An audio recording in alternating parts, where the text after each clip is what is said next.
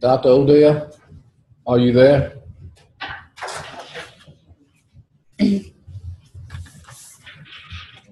Sherry, are you ready to, you go ahead and play the video? You could do that? Yeah. Okay. January is Board Appreciation Month, and so in honor of our board, one of our campuses produced a video, and so if the board at this time would please turn their attention to the screen. This video was produced by a student on the Tyler campus.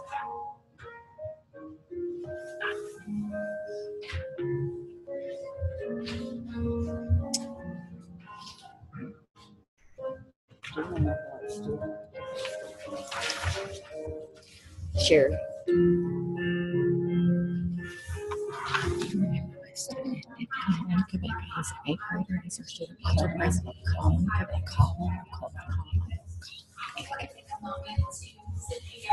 you for all your hard work as our board here at IA.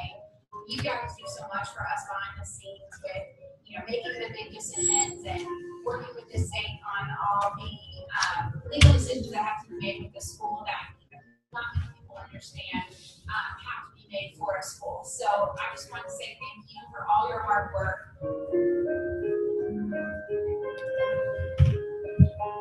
I've known a lot of you guys since I was an undergrad at UT Tyler, and so it's nice to know that we have people here that are supporting us and have been supporting some of us since we were in, our undergrad activities. So it's nice to be a part of a family and have a family still supporting us as we grow.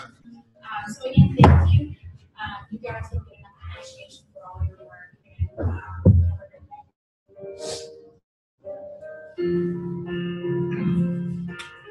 I just want to take this opportunity to thank our wonderful board for this opportunity that I have to work here and nation and have these great students and learning staff. Thanks, guys.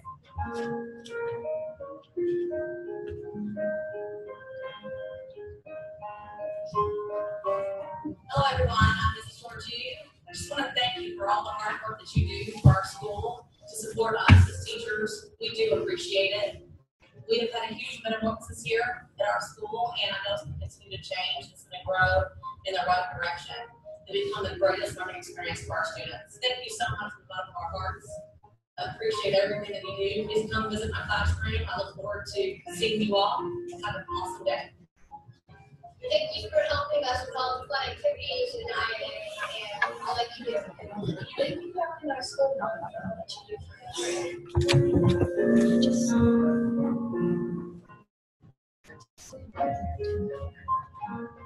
I just got a text from him. He'll respond to me.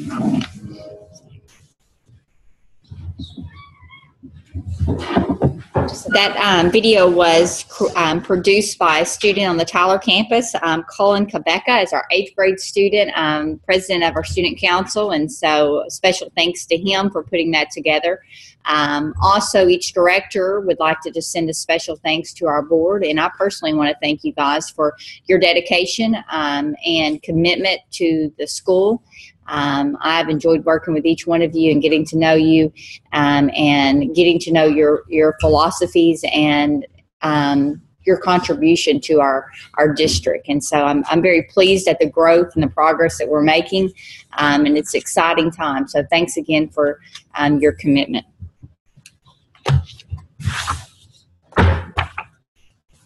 All right, so we have several items on the consent agenda, and so I'm going to review any items that need to be reviewed before we take a vote. The consent agenda, actually we don't have a consent agenda.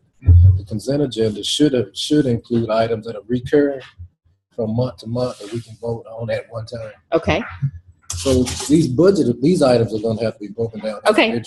Voted on individually. Okay, so we can start with our budget amendments for 2013-14 school year? Right. Okay. We do not have any for the 13. We just put that in as a placeholder. Okay. So there's no need to vote, is that correct? Since there's not any. So we've just put that there just again to look at it. Yes, So we're working on it. Well, he's not clicking the right link, so we're taking a BA. Okay, so budget amendments for 2014-15 school year. So we have several items underneath that. So Mr. Parkinson's going to speak to those items. If you have any questions, please ask. On the second page of your packet, the Tyler Innovation Academy, we have had several areas where we kind of had estimated the first year of the amount of money that we want to get in. Since then, we've got notifications from both DEA and federal government that how much money would actually be in for instructional material development, Title I funds, Title II, IDP, USDA funds. That's all on there. The current budget was what we adopted. Increases in the additional amount of money that we will be receiving. Basically, the amendment is to accept this additional amount of money in each one of these programs. And then you want me to address one of these separately? We will need to vote on them. Okay. So can we have a motion to accept the additional instructional material allotment? Right, I'm not, I don't know, so you can start a meeting and then you can vote. We have a quorum. Without me? Yes. Oh, I'm sorry. We have a quorum without. We need a motion to accept the additional IMA money. Motion, do we have a second? I'll second. A motion by second. All in favor, sign of voting aye. Aye. Opposed, same sign. Motion carried. Additional idea B money.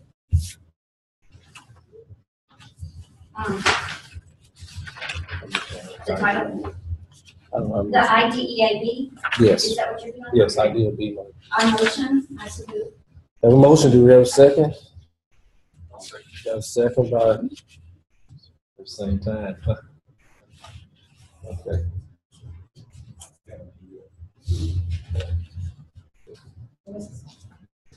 Kevin. All in favor, sign of voting aye. Aye. Opposed, same sign. Motion carried. Accept revenue and expenditure food service. I'll move. I'll make a. We have a- Let me address that just a little bit. We just started food service this year, so whenever we got into it, we had no idea how much we were going to spend. We had no idea how much we were going to receive, so this is our projection. So we're asking to adopt these amounts, $10,000, $8,000, $17,000 as the budget. We expect that our expenditure will be close to the same thing. We're not going to make any difference at all. But we need to get this into the budget since basically we have it in our budget. Any question? Board member? I'll move. We have a motion and a second to accept. All in favor, sign of voting aye. Aye. Opposed, same sign. Motion carries. Call to accept audit. We have the audit report. Yes, sir. We have an audit report all year with our auditors. Yes, sir. I'm Darla Deere with Bell Harris Palachuk, and I'll present your annual financial report for the Innovation Academy. And first, I'd like to thank Kristen and Tamaya for all the work that they did on getting me the information. I realized it was a little difficult this year, combining two softwares, so they did a great job on putting the information together. I'll go over about the three most important pages, but I'll be happy to take on any questions that you might have. If you'll look at page 5, this is the page that we consider the most important in the audit, and that's where we issue our opinion. You've received an unmodified opinion, which that is the highest level of assurance that you can receive that there are no material misstatements and that all disclosures have been made. If you will flip with me now to page 23.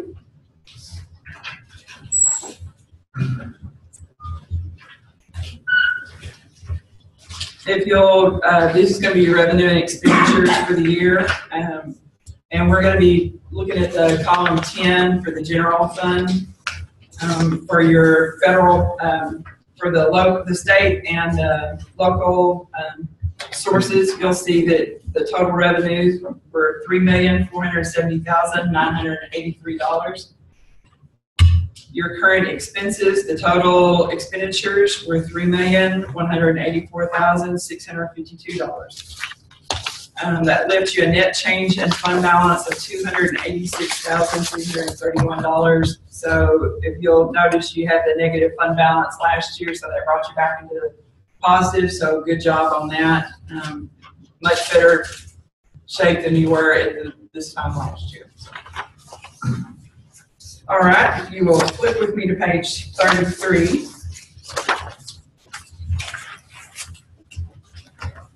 This is where we compare our actual expenditures to the budgeted amount.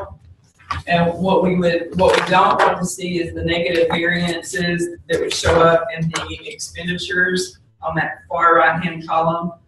Up in the revenues, you'll see that the revenues came in a little lower than what you budgeted.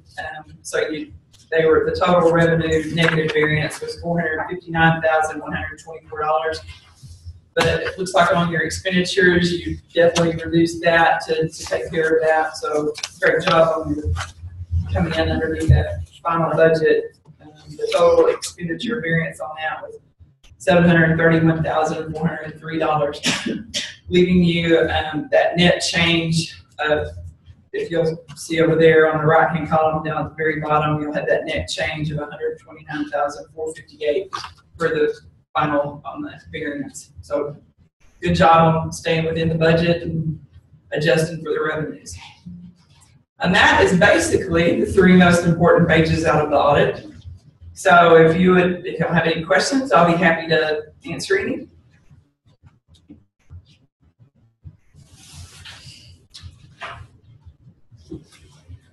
Tell me about the word unqualified, is that what it is? It's unmodified. Modified. It's I been, figured qualified. Okay, it's not. It's exact opposite of what you think it should be, but that's what generally accepting accounting principles set it to be, and so the unmodified is, but that's the highest level that you can get. Okay.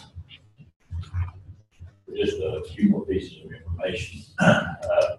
As you well know, that we had software converted here at the university, and we're still struggling with that. And a lot of people did a lot of work to make sure that what we had balanced with what the university had. We appreciate the vendor here coming in and helping us at the lab to ensure that everything was where it needed to be. This is a very good audit. We went from our negative balance to $142,000 to a positive balance to a little over $142,000. Preceding year to this year.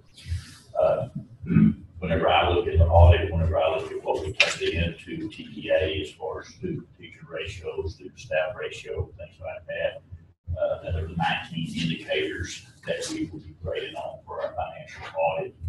That there's a maximum score of 65, and I believe that at the very least we will get 60. And 50 is passing. The 5 points that is in question is if we do not get those last 5 points, we will appeal.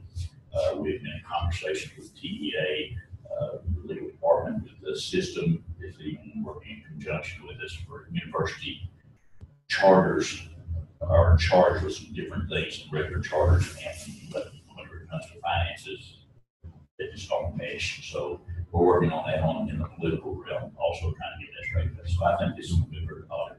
I think that as far as financial indicators, I think we're in really good shape.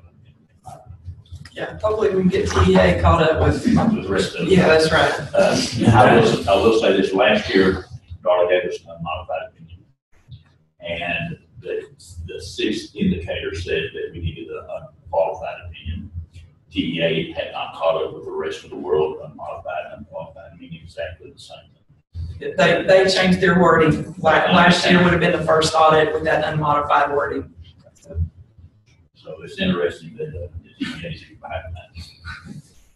Thank you. Okay, Luann, you have looked over this, and because we did get in problems last year. Yes. And I looked over the report. I did not perform any audit steps. That was completely done by Darla with information, and I would just figure if they needed to bounce ideas and said, how can I get this for the auditor? But I did look over the report, and the problems that we ran into last year, I don't think we're going to see those problems this year because TEA has adjusted, and TEA is probably totally caught up with what We, is happening our in the accounting firm, world. and our firm has sent them a letter explaining the difference of how they're judging the audits, that there's a difference in what they're doing, so hopefully they'll start making some modifications for the charters. And one of our items too was changing that debt service to a rental. And so you'll see like the initial budget, it was under debt service. We had budgeted it, but then we moved it for the final, y'all amended that. And so I think that was one of the things that we had on our report last year. So because of that amendment that y'all did to help us move back to the rental property, that takes away that ratio. So just to be clear, the things that we had last year, TEA did not catch the difference in modified and qualified. And I guess since we learned a whole lot more this year, we'll be about TEA. And this can, any of these results, once TEA has their final version out, we can feel that. But which we will probably do so this year. We don't get those 5 points, but it was unqualified opinion. It would have a negative fund balance. And you have one of those two things that you're automatically substandard. We were over on our administrative costs by 10%. I anticipate we'll be under by about 9% this year. We did not have an investment, which we don't have this year. That's the one that we're concerned about. So those things that dinged us last year, they're not here this year. The things that we had last year, how long do they follow us? It's kind of curious, Mr. Humphries. This audit is for year one, and year one is where we had our substandard academics and we had substandard financing, but that year one audit doesn't count until year two, this year, or this preceding year, which gives us 2 years in a row. Our understanding with TEA, we did go down and meet with them, talk with them. We have a clean audit this year, and our grades our assessments are good this year. We'll start over again.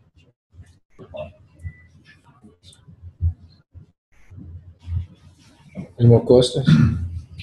One of the comments, I think, just to say what a great job the board is doing, is really staying on top so that if you do amend a budget when it's necessary, because TEA can ding you if you're way off of the budget. So it's great that you all are paying attention to that and you can amend it so that at this time next year, you're not off 10% or more on any of the categories, and TEA can come back and say, well, either the board wasn't informed or just didn't take the action. So that's very positive that you all are looking at those budget amendments and they'll be noted in the minutes, and then the variances will be very small next year.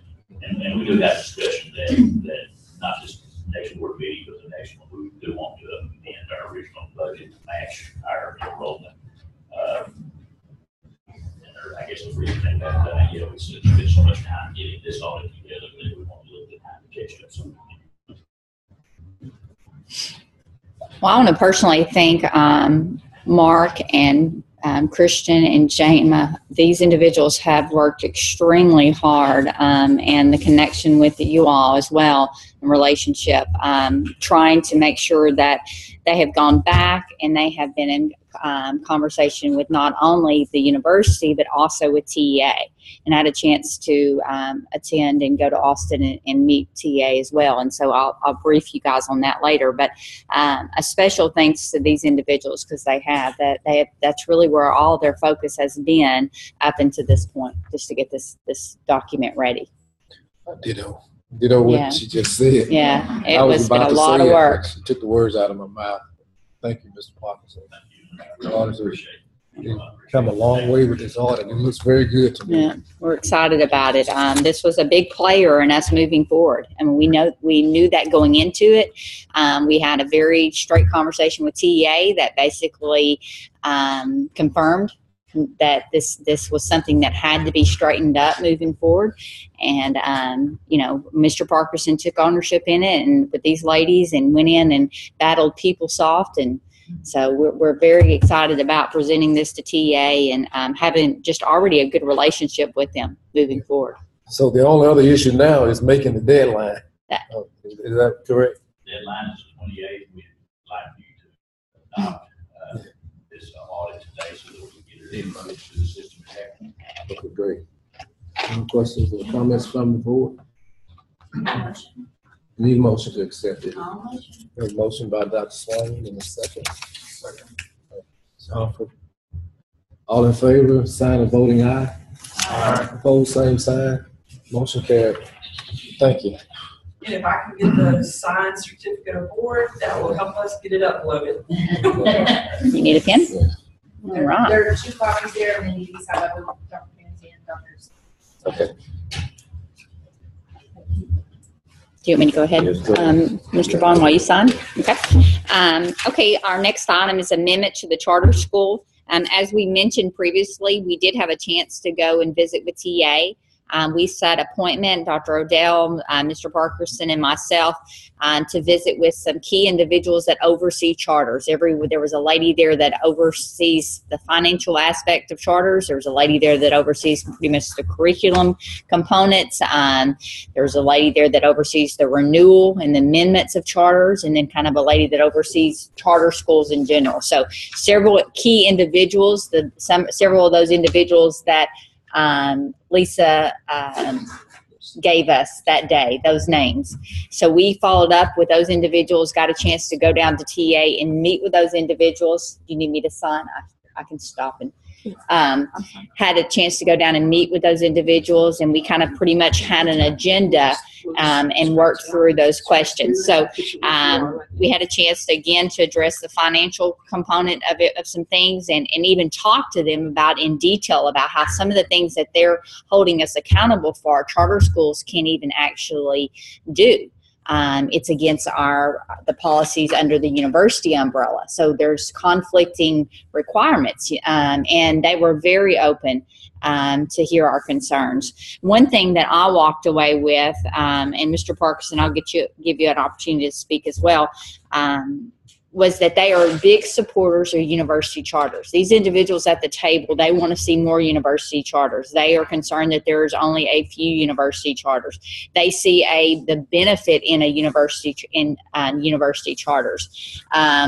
They even spoke to, their concerns are the mom and pop charters, that are these small little charter schools that are opening up because somebody has some money, and there's very few students there, and there's, the administrative costs are substantial.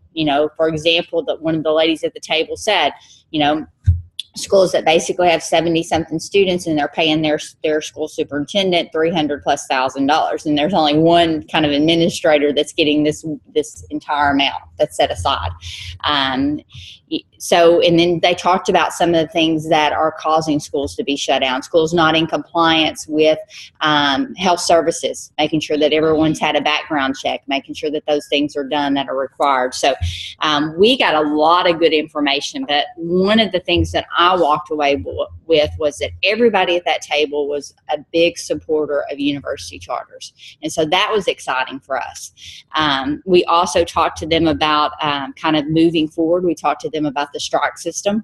It was our understanding that basically you couldn't get 3 strikes within a 5-year term. We did learn that it is once you basically have a clean year, your strikes start over.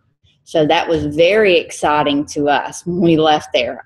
So we learned that basically moving forward, if we have a clean audit, and if we meet state standards, then we will actually start over for the upcoming 2015-16 school year, as basically with 0 strikes against us. So a lot of pressure, but we feel very comfortable with the information that we received from them. We felt comfortable about their support. I mean, like I said, they even invited us back and gave us some key contacts. We invited them to our district to come and tour the campus and give us any feedback. They even gave us some feedback with some key individuals and contact information with Region 13. So it was a very productive meeting, and very excited about the relationship that we started with those key individuals. Mr. Perkins. Yeah, I think part of their intent was that there wasn't more universities that were incorporating charters, and we just talked about the barriers that were associated. If you go back and look at the Texas Education Code, there's one subchapter that's associated just to university charters, running all our funds through the university, that the university has to control or things like that other charters aren't under. And we told them to go to marriage association with now. And we went away with the feeling with their encouragement that we needed to do things on the political side, that we needed to talk with our legislature, petition, what's the guy, Michael. The commission, thank you, and things like that, and we talked with Big River University. I know that us, UT Austin, that we're looking at banding together, and kind of petitioning some of those people that are decision makers, trying to get. We told them we want to play accountability, we wanted accountability that was fair, and so they encouraged us to do that. So we're working on that also. So the next item here is amendment to charters. During our conversation, we asked some key questions. One question was asked about, thank you so much. Okay. If I can help you in any way, or the firm can help you with TEA in any way, please let us know. Thank you so much. We do. We appreciate you. Thank you so much.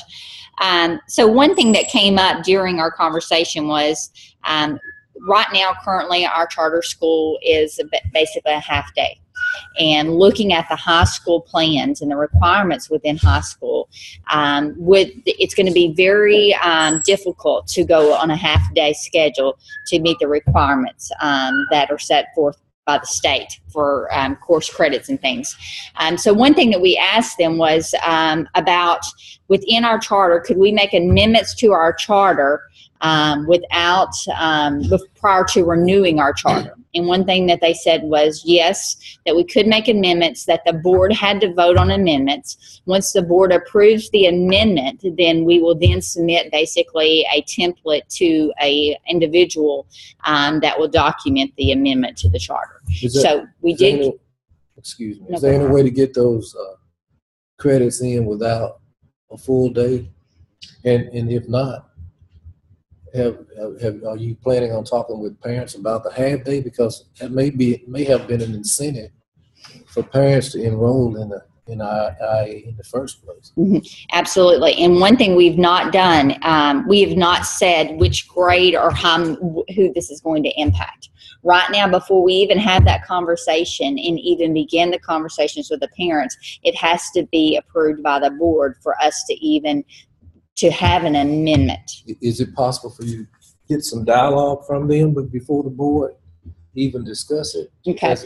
Because we have had some community meetings with parents talking about high school, and one of the things that we've mentioned that because they have to have a minimum of 6 credits a year, that it was almost impossible to do that, and most of the parents, yeah, we understand that our kids want to have to go to school a little longer in order to get the credits they need for high school.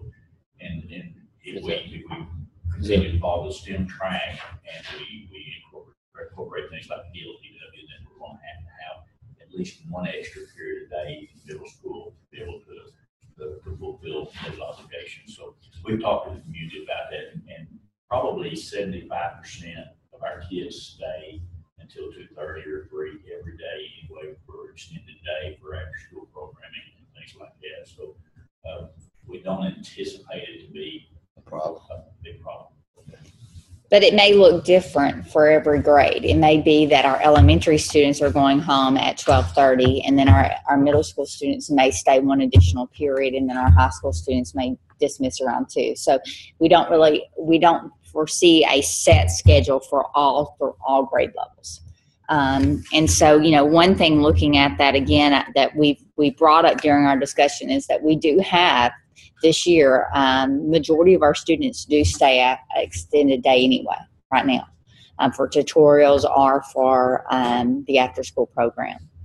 But absolutely, we definitely have got to, once a decision is made, we've got to begin to talk to parents and get their feedback as well. But to be honest, I think it's going to be pretty difficult we know going into this, we're not going to please everybody's schedule, because even if a parent says, I only want my child to go half day, it may not be doable. I mean, it just, with the things that we're looking at, if we're going to get STEM accreditation, it just may be something that we don't have that option anymore.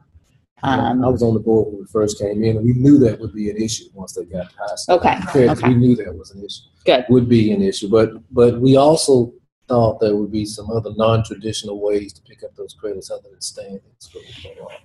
You know, and we talked about, for example, I'll just show you some of the conversations we've looked at. PE, for example. Right now, we have to set aside time each day for our students to participate in PE. We even talked to TEA about looking at an option where our students would log PE physical activity from home. Or that some of that stuff could be done from home. For example, we send out a link to a exercise video, or the student records themselves doing a exercise, or maybe they document that they're part of a soccer team, and that they participate 2 or 3 days a week. Those are things that we've talked about with TEA, but right now we've not gotten a definite yes, you can do that. If that was an option, then that would be one way we could free up around 45 minutes each day out of a student's schedule, just because of the PE requirement. Do they get 8th grade credits now in some courses? Do they get 8th grade? We have some students that are taking Algebra 1. Correct. Just that math, they're 8th getting grade, no, not reading, not English language arts, just math, right? just for high school. It's just the algebra. Yes, sir. So are we making a vote to say we want to look at changing or having an amendment, or are we looking at actually voting on making? My understanding of TEA is that we need to be as general as possible so that we're not bound by it. We don't want to adopt a time like 2:30, but then we want to send an amendment to them, approved by the school board, that To extend. we want to extend our school day. And, we have to do that prior to starting next year. And so we don't know what that really looks like. If it's 2:30, it's whatever, but we just need to be able to extend the school day. But we as a board have to vote to extend it without parental feedback? We can't vote based off, we just have to vote based off of us. Right now, the charter says that basically the school day ends at noon. See, that's why There A have longer been, school day without the charter. there have been some discussions with parents already. We've had some, Yes. and I was at the meeting on the Tyler campus, and it went really well, and the parents were very positive, I'd say, about extending the day. And see the ones that were there, what percentage were there? I don't know, but most of the Longview parents were.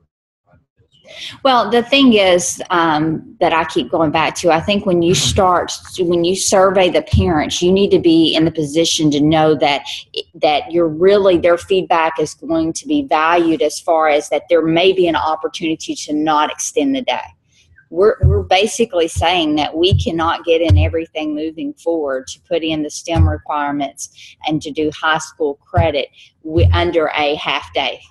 And so we go to the parents and we get their feedback. Well, in the back of my mind, I'm standing in front of the parents asking their feedback and giving them a survey about if they want a half day or not. And I know in the back of my mind that that half day is not going to be an option for everybody. So then I'm getting in a situation where, when I do have to make the call to say, I'm sorry, I appreciate your feedback, but we're going to have to extend the day, I'm not going to be very popular, because they basically are upset that really they're in a situation too that they gave their feedback knowing that we already knew we had to make a decision to extend the day. It's not like their feedback's going to help decide whether we extend the day or not, is what I'm trying to say. in other words, don't let them vote on an option That's that's right. impossible. Yeah, it's not fair. Yeah, and that's what we've gotten into a couple times, and it's been very unpopular when I've had to come in and talk to the parents individually, the ones that have challenged me, and then I've had to say, but really, we didn't have an option. And they're saying, well, why'd you have us vote if you didn't have an option? The calendar, that's the first thing that comes to my mind. We knew going into that we were going to have to change that calendar, because financially, one, and then we knew because of the school situation, the building wasn't going to be ready. But we sent out a survey, and I can tell you that survey caused more conflict amongst our parents. What results came from that that were okay with the calendar? Most of them wanted to stay with the calendar that was in place, where students got the October break and the October break and February break. So when we had to come back and make the decision to say, we've decided as a board to look at changing the schedule. Again, it was bad. It was so, I'm saying that if we know we have to extend the day, I don't feel comfortable sending out a survey asking their opinion about extending the day, because I know I have to extend it. Let me just say, the charter was written before House Bill 5. House Bill 5 changed the rules. And so we need to understand, a half day is not realistic at the high school, and that is the reality of the situation. So what we can encourage Dr. Simmons to do is seek input from the families, from the parents, on possible options, how it might look, but we have got to extend the day. House Bill 5 does not allow us to have a half day at the high school. Help me understand why. The number of credits and the number of, For high school students who graduate, 26. they have to have at least 6 credits a year. With our half day, we can't get 4 credits a day in. Even with online programs. Yeah, and that's what that's another side of the situation. Most of our feedback from parents is that and the real actuality is the parents are not keeping up with their kids, making sure they're doing the online portion, and our kids are struggling in some areas because of that. Most of the parents have their kids in our after school or extended day program because they want us to make sure that the kids are taken care of them. So if they're going to be They pay for that. No, Not extended day. And that goes to 2:30 every day, and many of our kids. But for our purposes today, Dr. Lamb, when we wrote the charter, we were specific about things, and we've learned that we don't have to be specific. So all we're doing is amending what the charter says that allows us to have the conversations with the parents. Or one of the other amendments is that we said we would use Odyssey Ware, which means we can't use any other digital resource out there. But to go back in and amend it and say, can we want to use all or access to all digital resources? That doesn't have to be a parent discussion. It just means that it gives us a starting point to be able to talk about the other options that are out there. So we're just amending the original charter application that went out. Yeah, when I think of Innovation Academy, the 2 things that made it different to me were the project-based approach and the half day. Those are the 2 things that were hands down different than any other schooling option that's out there. And that's one of the those things were written into the charter as being the backbone of the program. And that's where I come from, is that you have a group of teachers. It may be 25% teachers, parents, families, maybe 25% of our population that are there for that very reason. And I speak as a board member and as a parent, and my kid comes home at 12:30 and he does get his work done. And his after school program is in my office doing his work and then checking his email and his haiku at 5:30 at night, making sure that all the teachers haven't turned anything late so that he can get it done before he goes to bed. And that's my child. And so my child, maybe our family is part of that 25%.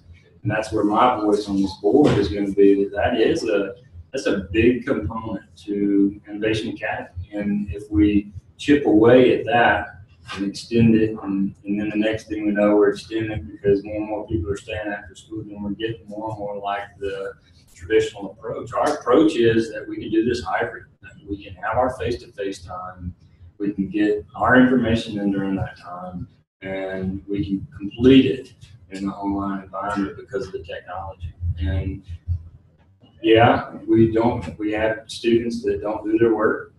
We have parents that don't stay on top of it. In high school, if we adjust it and say that it's just gonna, I think that we would produce students ready for, we as a university are pushing the hybrid. we're pushing the mentality of coming half the time and doing the rest of the work online. And we're training them very well in our high school innovation academy if we maintain that same hybrid approach.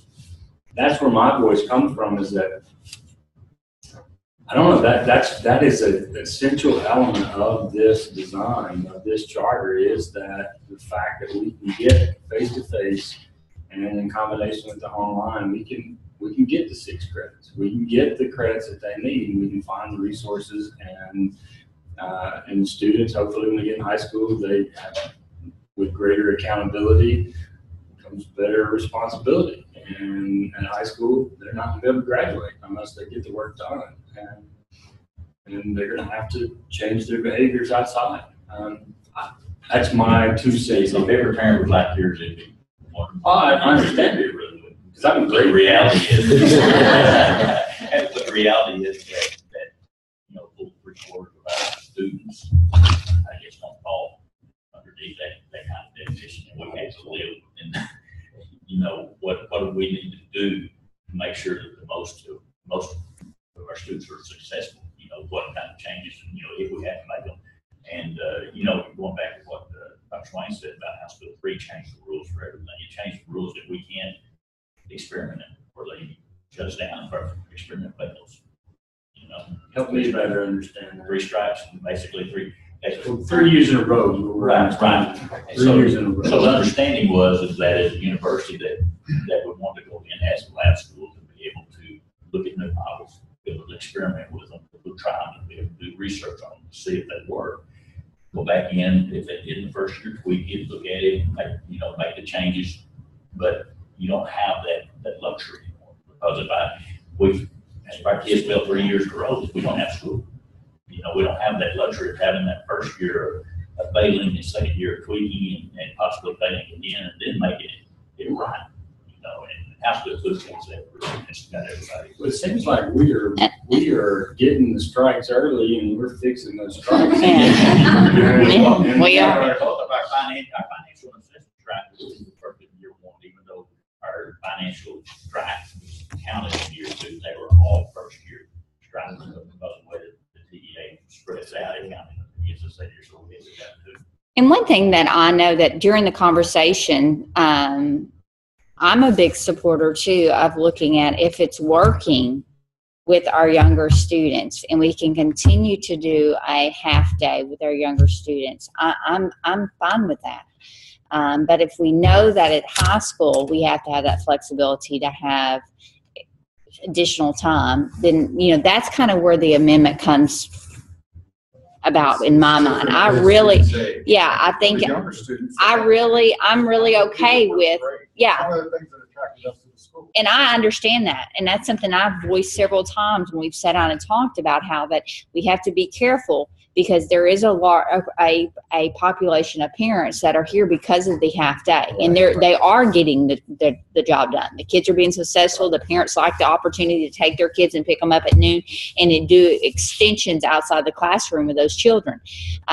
So we've talked about trying to not look for one size fits all. So, we're probably going to be pretty difficult when we start looking at a schedule, because we're going to look at, okay, it's elementary. If they're okay, let's keep it the way it is. If middle school, if we only have to add 30 minutes to their schedule to get it done, then we're only going to add 30 minutes. And then in high school, we have to add a little more time to meet the requirements that we can. But we're always going to look for ways, because we're challenging TEA right now with the PE.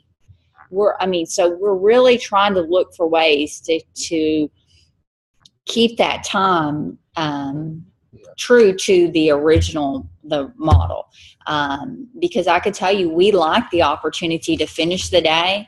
And I'm not a big fan of wanting to have to serve lunch. But within this model, if kids stay after, we're going to have to look at providing lunch for these students.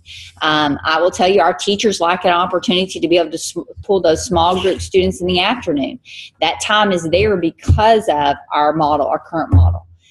We are also providing an opportunity to do PD with our teachers because of the current model. So there's a lot of advantages of the current model. So I will tell you, as your superintendent, I would like to stay as true to the model as possible.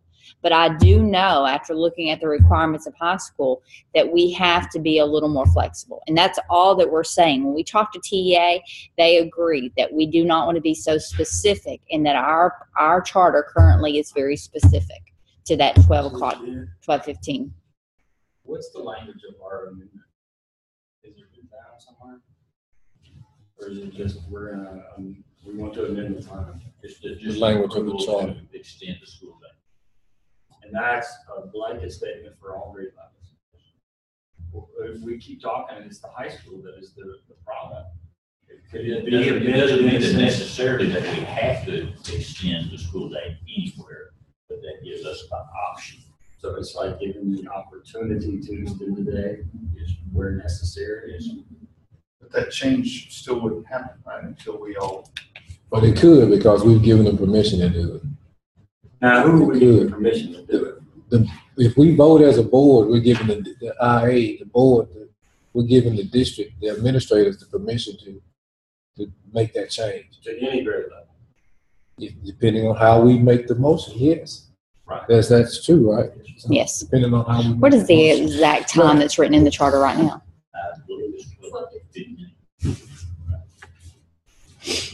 Have we looked at every other opportunity? Have we checked around to find out if there are other ways other than extending the day, like online, or have we exhausted every other method to pick up credits? Offers, even with extending the day a couple of hours in high school, we still feel like that we need to offer some things online.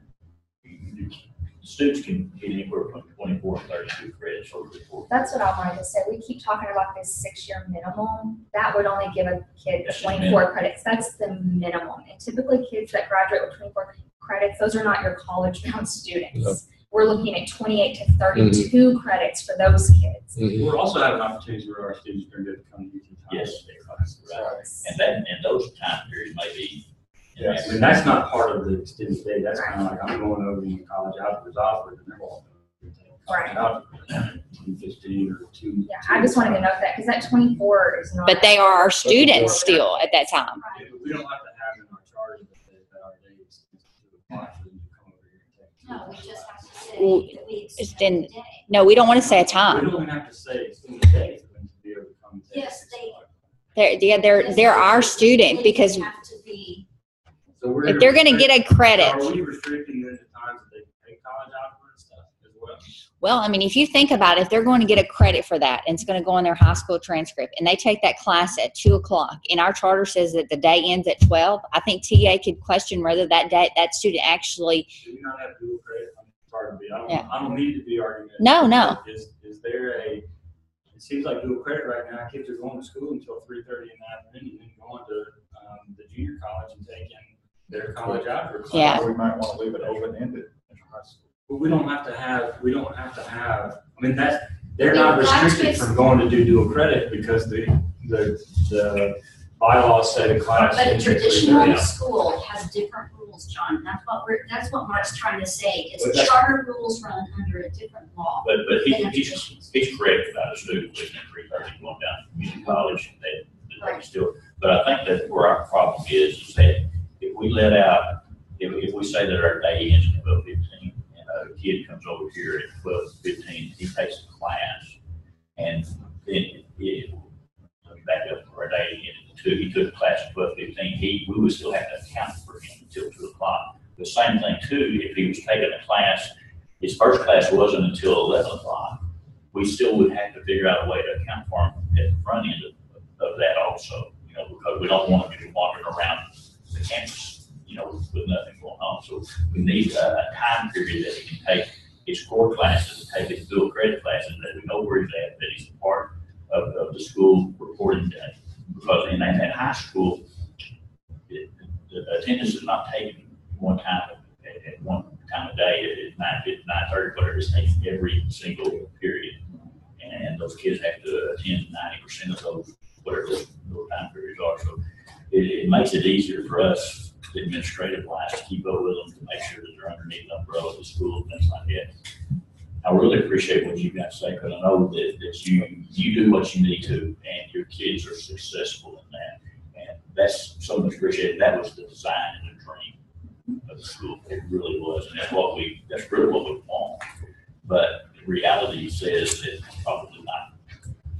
It's like we're penalizing those parents, like, Yes, though, absolutely. but no fault of theirs. And are we willing to deal with any negative repercussions of that? I know.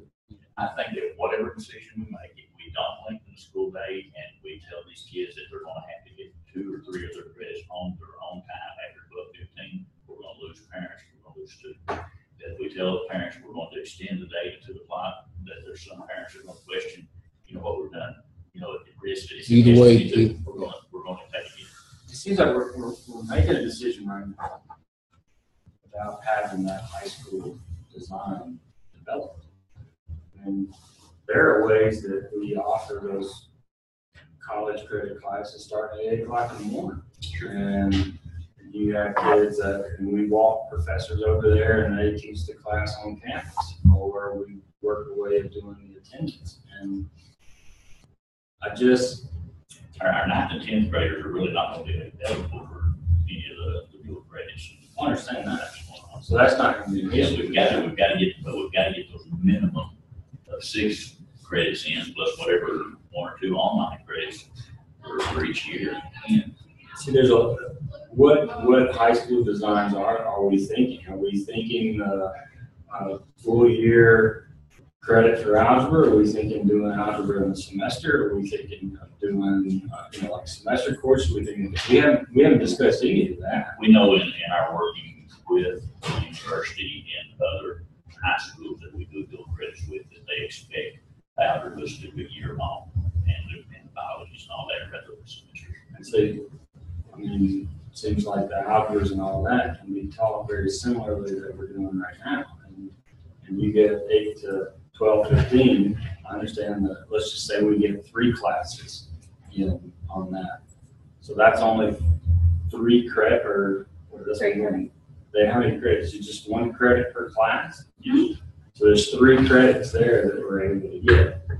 And If you're a parent that's wanting your child to graduate on the distinguished plan, that's 32 credits. no, it's.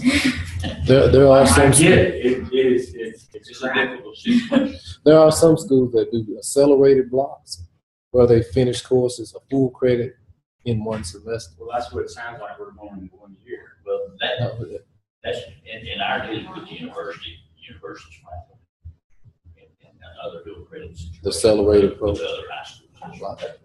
And now, if the university, if they change their mind, we can look at things differently, but that's been their approach so far. A lot of schools that have done that have actually transitioned back. Okay. All right, so here's we have middle school now, we have elementary, and we are very hopeful and optimistic that academically our students are going to perform well in the current model that we have. And it seems like what we've been doing is effective for 3rd through 8th graders. Maybe we extend it later on down to younger, but high school with the credits and the minutia that goes into what you got to offer when you have to offer it. Seems to me that's where the area of concern is that next year when we have 9th grade class, they're not going to be able to get the credits they need with one exception. We're a STEM school. We want to apply for STEM accreditation with the DEA. If we do that and PLTW happens to be our curriculum, which kids in middle school can get high school credit for PLTW if they go a full period each day. We somehow or other, to make that happen in junior high, have to be able to add at least 1 more period for the school day for middle school. And that's by PTLW, and it's funded. It is face to face. Yes, sir. Anything that's a college and technology credit is determined by seat time. How much time you put. It's not whether or not they don't like our model of saying that they're going to work outside of that seat. And that's true with anything that's a career technology class. Seat time is what's based on. Would that be 6th, 7th, and 6th, 7th, and 8th would be eligible to take PLTW. And if they take a full class PLTW in 7th grade, full class PLTW in 8th grade, and they get a 9th grade from high school engineering. And so therefore, we have to approach the middle school model as well. Yeah, so elementary would be conceivably say the same, middle school add 1 period, high school add 2. Well, I mean, in middle school, we're pretty much adding an extra 15 minutes because of the pickup time. Absolutely. Absolutely. I had to loop around. I can't 12:23. Huh? It's 12:25. They get out. I had to loop back around. I come up on time. Haven't been there for that yet, but I've heard about it. Could you loop around, please? You're getting into this. All right. Oh, I hadn't heard about that one either. Wow. Yeah, it's a. I mean, it does. It's sufficient but you literally can't get there early if you're going to pick up. Oh. They do the younger kids first and then the older. Yeah, I know. Those are parked to the side. So you drive between them. You get in that line too early, then you're going to drive around. Strategy. There it is. You'll figure it out. I'm off topic. Throwing this out. Then why don't we keep them till 5? I mean, there's research out there that talks about longer time. Absolutely. And there's more. well, I understand. There's more of that research, short day. You know, we're talking about extending, and we're talking about filling this in, and you know, why don't we say you've been half day till 8th grade, we got you to 5. Mr. Parkinson, you said the university frowns on semester courses, yet they do 15-week courses. I think what he's talking about is the content areas here. The professors talk about the competence of the students that come from a semester-long condensed program versus the full-year program. Meaning, a student that does the semester-long could take in 9th grade algebra the first semester, geometry the second semester, algebra 2 the first semester of their sophomore year, and then not take any math until they set foot on the college campus. And so that type of model, it allows students to complete their credits fast, but a lot of them get to college having forgot a lot of what they've done. And so universities and the content in mathematics especially says that they prefer you spending a year long to get that credit because it keeps them math conscious for a longer period of time. The way that the universities kind of dealt with that is that first semester, even though they're getting the content, that they actually don't register for it until the second semester. So if that first semester they're not making it, they can still stay in high school algebra. And if they're doing well enough that they can rotate into the algebra one. Mathematics is one of the main areas. Math and biology are killers. So as administrators, y'all are saying we don't have a choice to do this. Is mandated. We have to do this. It's basically, we went through the same thing that Dr. Lamb did, that we painted ourselves into a corner where we just don't know which way out of it. You know, But I do want to note again that everyone at the table really wants to stay as true to that the opportunity to allow parents that the opportunity to have extensions. And so, you know. Could we make the amendment currently as a board to allow extended time at the secondary level? To not go all out. What do you classify secondary? Middle and high school. Okay. So 6th and up. To where if we need to adjust, because of the project lead way, if we're going with STEM and all that, and have to adjust it at the middle grade level, to right now, when we get them in, 3rd, 4th, and 5th, it's that half day, we're getting this, we're working it, and then hopefully we as an entity can then transition to a little bit more time in middle school, and then a little bit more time in high school before they get into college. I'm uncomfortable saying full-fledged, we want to extend our day or amend it to where we extend day. We say amend it at the secondary level to be able to extend that day. It's the board's decision. I'm open to that discussion. I'm fine with that. I like the shorter days for the younger children. I would Well, I don't want to do it at all, but I have to do it. I hate to do it at all. And now I'm finding something to compromise in the middle. I'm willing to do that too, but I just. Well, I think the goal is to keep the day shorter, but it just may not be possible. That's You have what to I'm. set a time right now. No, you don't set a time. Extended day. Will We don't. Innovation Academy come to the board when it comes time to define that time? That does not have to be a charter, that doesn't have to be a TA decision, that can be. I'm talking about, is that a board decision as to what time? We can say that it We is. can say, yeah, we can put a stipulation on it. To where, times, But will we be Be approved timed by the ahead? I'm sorry? You could actually amend that an amendment to allow the flexibility of the school day, but then you could also state that as a board wants to approve the schedules, the Yeah, you times can do that. prior to. I'm fine with that. I don't know that has to be a part of that. Okay. But we could put something. Some of the board members happy if you had that. I'm fine with that.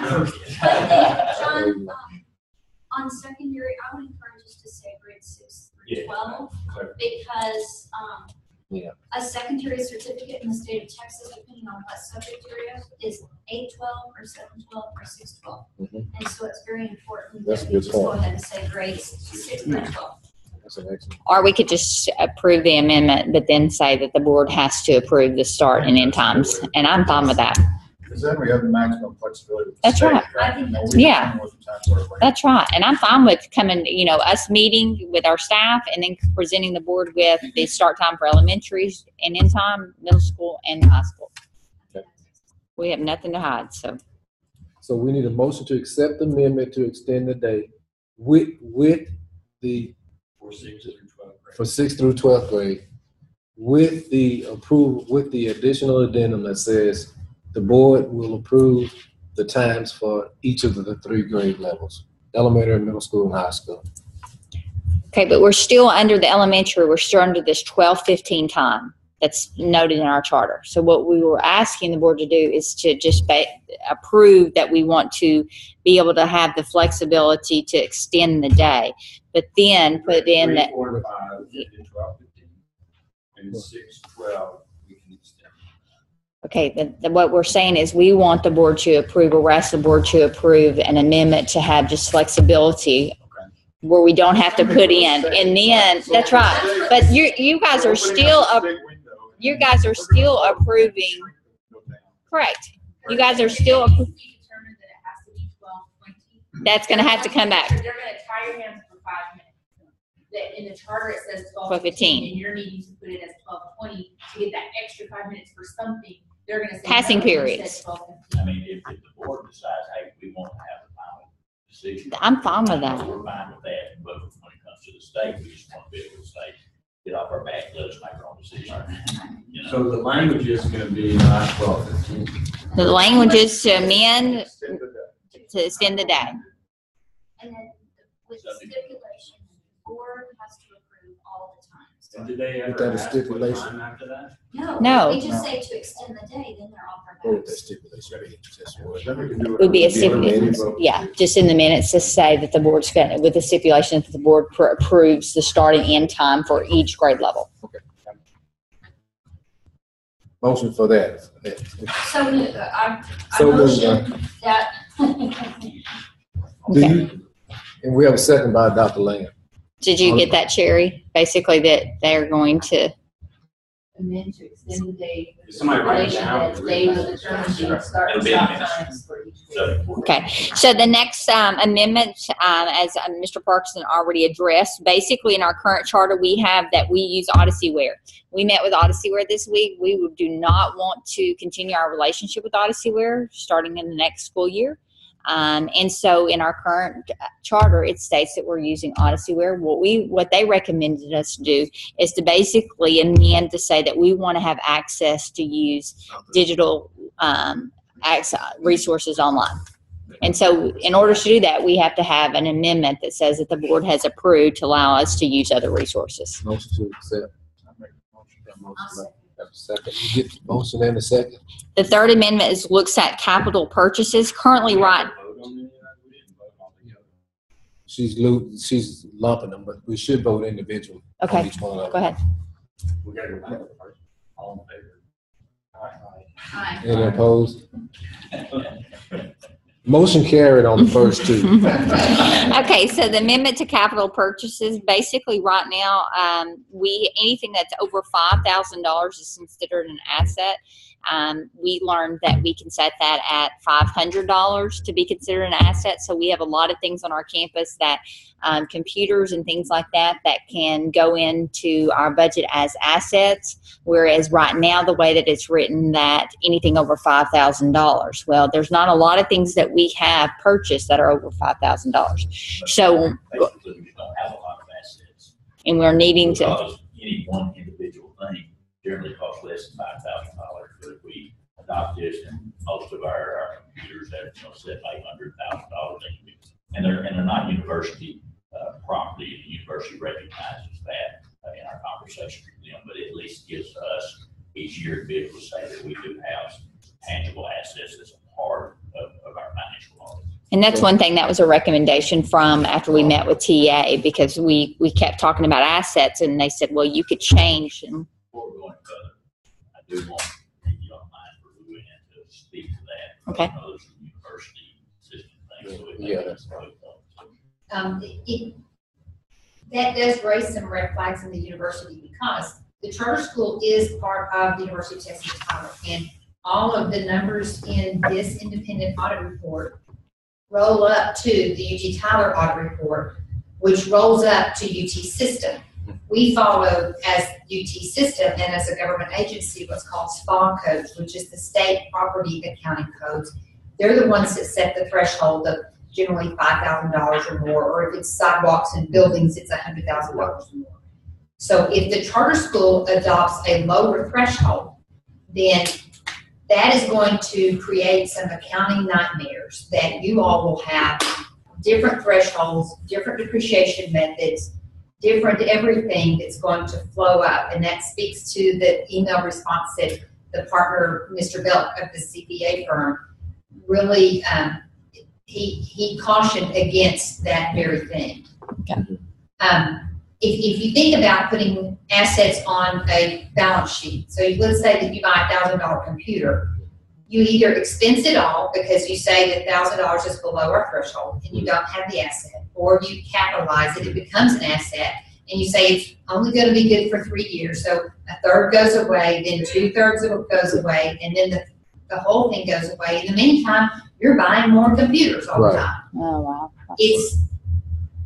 It is the board's decision, but it would be an accounting nightmare Yes, to try to keep a separate set of books for Innovation Academy and a separate set of books for UT Tyler, which rolls up to the separate set of books for UT System as a whole. So whenever we created this agenda originally, that was prior to this knowledge, so it was already on here. It's again another one of those areas where university guidelines and what other charter schools are able to do. So we put it at 500. It's at 5,000. That's what. We're talking about. Initially, that's what we were wanting to do, and if we were just an independent charter, it would be great that we could start counting these things as assets. But because we're a university charter, then it creates a problem with university accounting. So I think personally, my recommendation is that we just drop this. Okay. Why do we need capital assets?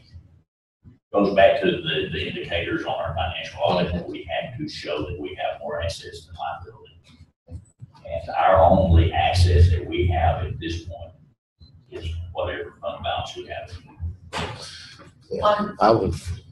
On the balance, $142,000. Yes, sir. right, which consists of $136,000 in cash and a due from the other government. So that's a program that hadn't received the money as of August 31st, but it came in later. So those are the only assets. So if you start putting computers in major, I mean, you even have buildings, because in effect the buildings are owned by UT Tyler and you all are paying rent to those. Is this an insurance thing? I'm sure. Not at all. It's more of a financial accountability thing. Basically, it would have given us a pad But we were okay. To me, you had to say that, hey, we got these assets that value X, and so our 142 really balloons up to 579,000. Correct. And all our iPads. But the flip side of that, there's a charter in Dallas that built a building, and the building they owed $20 billion on. They had $16 billion in the bank, but they considered the fact that their debt was more than their assets. They got a ding. They got a strike because of that. Because even though they had $16 billion in the bank, they had a building that was worth more than That's they what we owed. gotta We got do rid of because that. of our- Yes. We got rid of our liability though. Right. Yes. When we paid the university $500,000 this year, That's rent. that's rent. Y'all Otherwise, amended to change it. otherwise, We did, and then yes, we did. So here's the reason, Dr. Lamb. Otherwise, we'd have a $500,000 debt. Oh, yeah. Versus $142. $42,000. I'm good. Yes. So we can remove that. So, Okay, well, all right. So the next item is superintendent's report. We've already talked about the budget updates for 2014-2015 school year. Mr. Parkinson, do you have any additional items? We talked about the TA visit, so I basically gave you an overview of our feedback and kind of, some things that we have want to do moving forward to touch base with those key individuals. Very excited about the future. District and campus report cards. Tomorrow we will actually send out our first report card in our district. So parents will actually see a printed copy and see that the child's grade for each 6 weeks as well as the semester average, and we will request a signature. So we will also be sending out progress reports moving forward as well. you do that on electronic copy? Well, the state doesn't. State law says they have to test. Yes. So that's where one of those things that we could have gotten dinged on. All right. Conflicts. I know. No, man. We tried for 2.5 years and it worked for us, but it didn't work for them. So, benchmark testing, just to give you an update, we did have benchmark testing, this week. Tuesday, our students took math. Wednesday, they took reading. And today they finished up with science. So we will be getting that information back. They took the writing the week before that, which I informed you of in your board bulletin. We will be getting those scores back towards the end of the week, and I will present those to the board. But they did take a release test, and we basically scheduled the week very similar to the STAR. So very excited to get those results in. In fact, Jacqueline's already getting some of the results in, and she's pretty excited about getting ready to present that data. So basically what we'll do is we'll sit down and we'll analyze it per campus and analyze it by teacher, by student, begin to develop a plan to support those students in our extended day.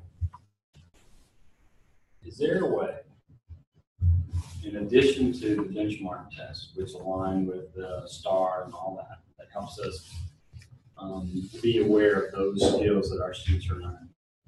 Is there a way that Innovation Academy could provide the board with how students are doing the other things, like the untested things? For instance, like number of presentations that they're doing, teacher reports on how those presentations are going. With respect to the projects, how many projects have they been doing? And I think now a lot of the projects are within classes, and I know my son's been dressing up in a tie like 2-3 times a week lately, so he's doing a lot of presentations. And I think just getting some type of that data, okay, in addition to the quantifiable X% passed and this, that, and the other, to see we're also addressing these things, which are in our charter, and a high aspect of what we claim would be makes it different. And I think that would be good for absolutely the board to be, to hear, every kid last semester did 4 presentations at minimum, or did 5 presentations at minimum, or. Absolutely. Jacqueline's making those notes, and she'll get that information, and she'll include that with the benchmark data. Right. That's okay.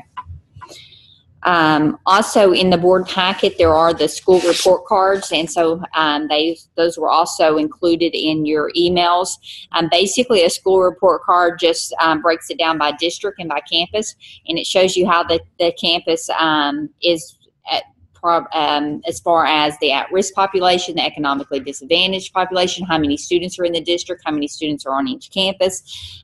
So I wanted the board to have that information, but those are provided in your board packets. Joanne, I just want to clarify really quick, the reports, these are PEAMS reports.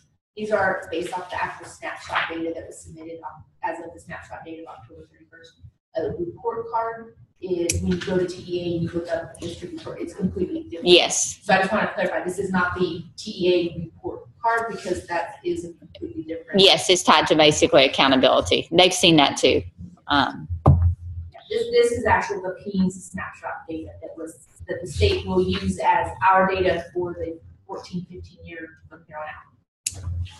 Thank you. Also noted district enrollment. That is included in this packet as well. Just to speak to that, currently we have 229 students in Tyler, 124 in Longview, and 155 in Palestine, a total of 508 students. I do want to note that we have currently are not accepting any students, and we had a pretty large group of parents, coming in towards after Christmas break, wanting to enroll, but it has kind of been a campus decision or a district decision not to accept students and to have those students apply and look to enroll those students with the upcoming lottery. We really feel like we need some stability in our classrooms and then on the campus. We think it's very difficult, a student coming in at the middle of the year trying to adjust to our model when the majority of them are coming either from a homeschool setting or a traditional school setting. And so we've gone back and forth with that. I mean, we're turning down a lot of money because of that. Those kids are sitting out there wanting to enroll, and they're wanting to enroll today. But we really feel like that it's in the best interest of the district to have those students apply. We talked about looking at having an enrollment, having that information updated on the website, but also setting our lottery date for after spring break so that we can inform those parents for the upcoming school year about enrollment. Any questions about enrollment? Talking to a business owner right now, when he said he advertised for 3 months before he opened his business, and then the first day he had a line going out the door, and it's kind of overwhelming. I think we need a line going out the door. That's how we feel. Yeah, and we have a pretty strong waiting list right now. I know we're doing a better job of making sure that parents understand our model. In the past, it's been one of those things where we don't really sit down and really share with our parents exactly what our school entails and giving them those details of what the requirements are on the child and the parents. So, but anyway, I just wanted to note that as well. Are the enrollment numbers pretty stable? Yes, I would say they are now. But we've had a lot of flexibility. We've lost a lot of kids, though. Not going to have a problem with the loss of revenue. We've also, at the same time, lost 4 full-time staff that would offset the loss of revenue. So we feel very good as far as that. Any other questions regarding any of the items noted on the superintendent report? All right. Motion to adjourn.